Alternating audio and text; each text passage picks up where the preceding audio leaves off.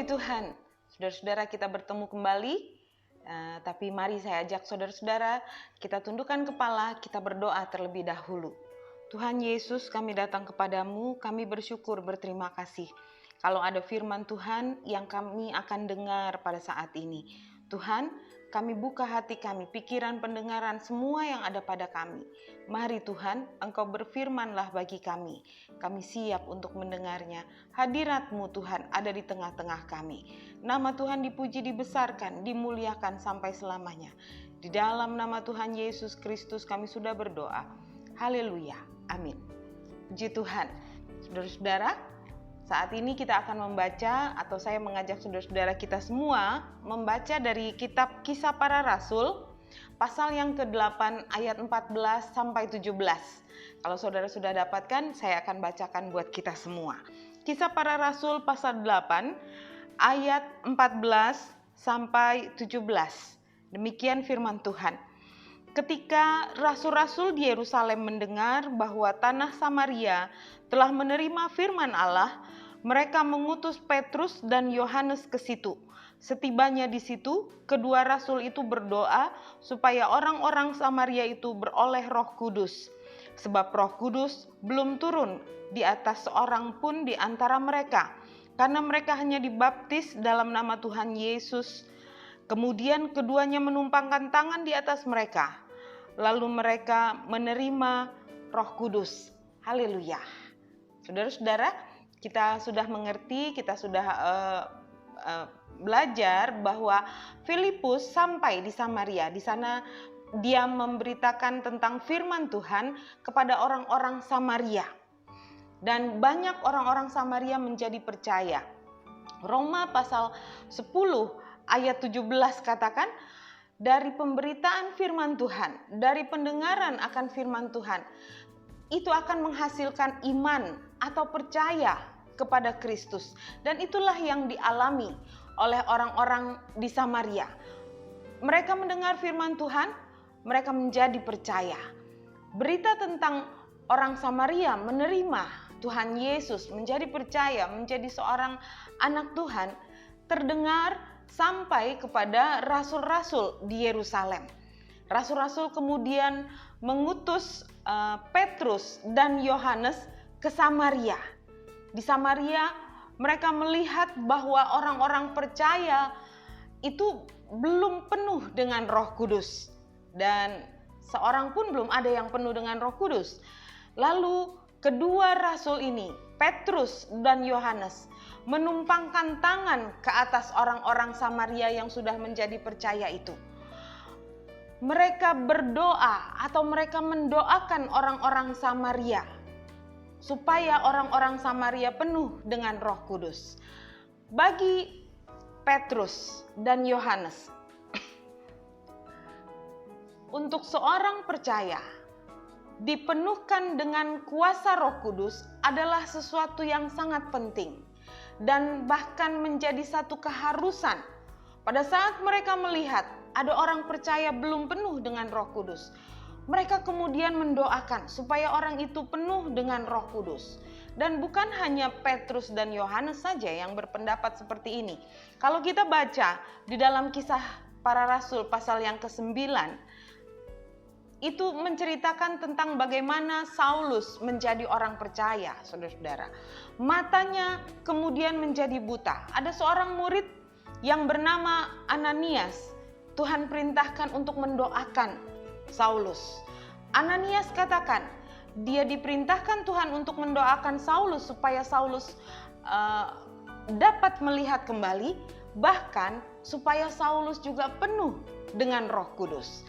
Kemudian dalam Kisah Para Rasul pasal yang ke-19 ayat yang ke-6, saudara-saudara, kalau saudara baca, Paulus pun melakukan hal yang sama kepada orang-orang di Efesus. Pada saat Paulus ada di Efesus dan dia tahu bahwa orang-orang di Efesus belum penuh dengan Roh Kudus, Paulus kemudian berdoa, mendoakan orang-orang di Efesus supaya mereka penuh dengan Roh Kudus. Tuhan Yesus juga pernah sampaikan hal ini kepada murid-murid. Adalah satu hal yang bagi Allah sangat penting Allah merasa atau Allah berpendapat penting bagi orang-orang percaya untuk penuh dengan Roh Kudus. Dalam Yohanes 14 ayat 26, kita akan temukan mengapa Roh Kudus itu penting buat orang-orang percaya. Saya bacakan buat kita semua, Yohanes 14 ayat 26. Tetapi penghibur, yaitu Roh Kudus yang akan diutus oleh Bapa dalam namaku, Dialah yang akan mengajarkan segala sesuatu kepadamu dan akan mengingatkan kamu akan semua yang telah kukatakan kepadamu. Saat Yesus hampir naik ke atas kayu salib, saudara-saudara, pada satu kali Yesus menghibur murid-murid. Yesus berjanji akan mengirimkan kuasa Roh Kudus untuk murid-murid. Mengapa Yesus mau mengirimkan kuasa Roh Kudus? Yesus katakan bahwa penting murid-murid menerima kuasa Roh Kudus supaya atau gunanya adalah Roh Kudus itu yang akan mengajarkan segala sesuatu kepada murid-murid dan akan mengingatkan murid-murid akan semua yang telah Yesus sampaikan kepada mereka. Apa itu? Semua yang sudah diajarkan dan disampaikan oleh Yesus kepada murid-murid. Itu adalah firman Allah.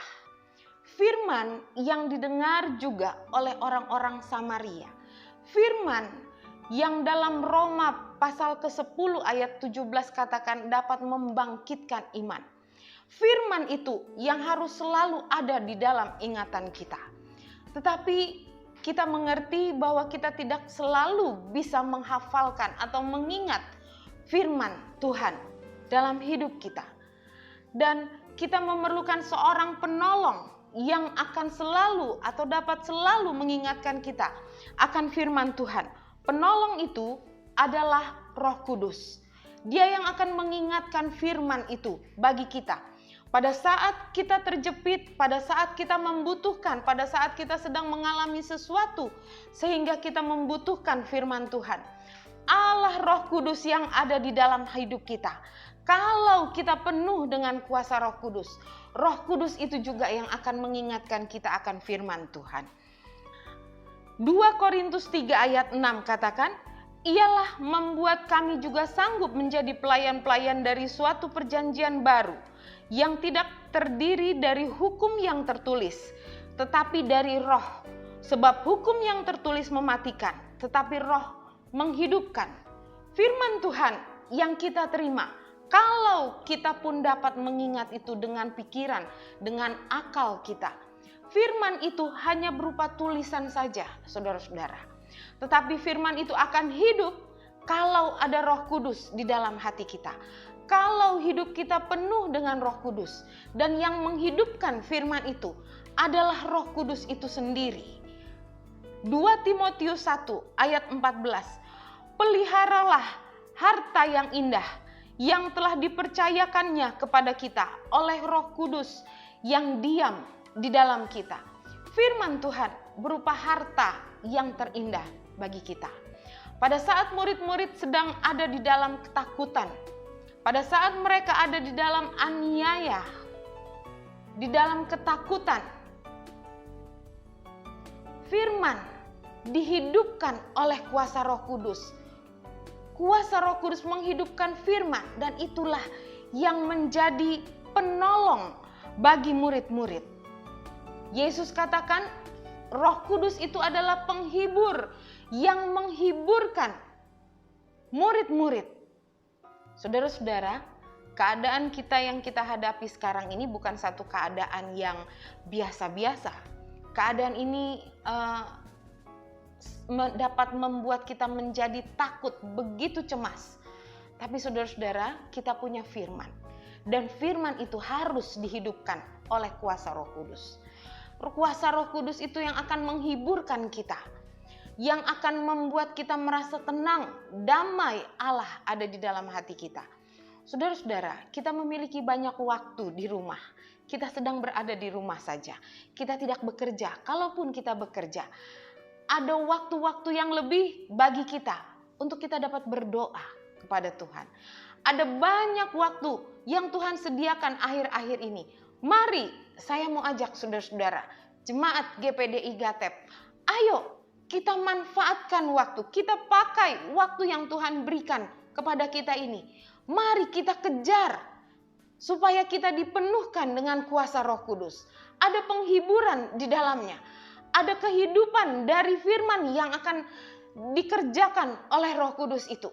Firman itu, kuasa Roh Kudus itu yang akan membuat kita kuat, berjalan maju dalam keadaan orang lain penuh dengan ketakutan, tapi kita dapat berjalan maju bersama-sama dengan Tuhan.